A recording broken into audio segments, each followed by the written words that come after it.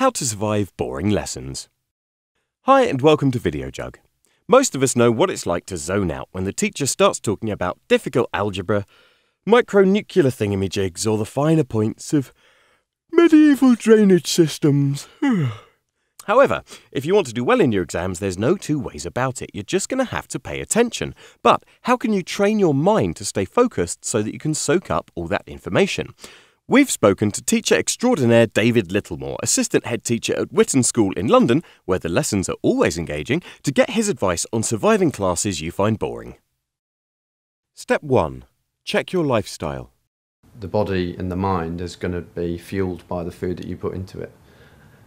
Very good idea to make sure that you're always hydrated. Make sure you've got enough water inside you. So lessons, you can take water into lessons, absolutely no problem, and teachers will let you drink water in lessons. So things like that, you have to, look after yourself. You have to make sure that you're getting involved with some sort of exercise during the week. Take up a new activity, something that you've not tried before. Get into a different, routine. You have to do that in order to then improve your concentration in lessons. Step 2. Why aren't you interested? You have to be able to work out why that is, I think, first. You have to work out, is the work that you're doing something that you're just not interested in? Is it something that you're struggling with? Or is it something that you've done and you're bored because you need the next task, or it's not challenging you enough?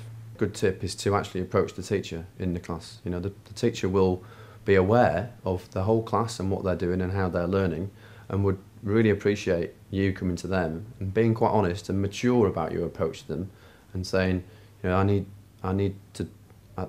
feel as though I'm stimulated enough in this. I need something else to do, or I need something a bit more challenging, or I don't quite understand what I'm doing. Can you go over it again? It's important though to approach the teacher, like I said, in a mature way. Don't just sit and put your hand up and say, I'm bored, sir, because it's not really getting into a dialogue with the teacher, which they're quite very happy to be doing. Step 3. Take a new approach. Good idea to take a different approach to it. Not necessarily the approach that the majority of the class are doing, or what the teacher's actually told you to do, or the approach the teacher wants you to take.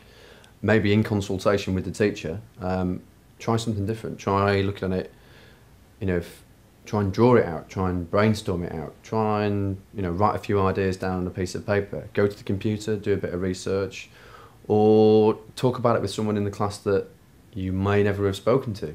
Just a different approach on a particular piece of work.